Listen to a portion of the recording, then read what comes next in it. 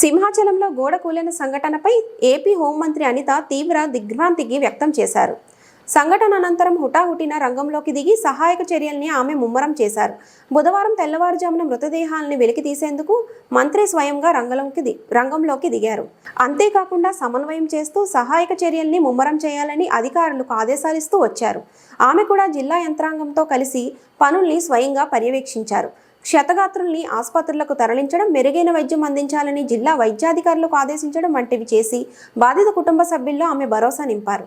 ముఖ్యమంత్రి Chandrababu, deputy CM Pawan Kalyan, Nara Lokesh ఆదేశాలతో ఎప్పటికప్పుడు పనుల్ని వేగవంతం చేశారు.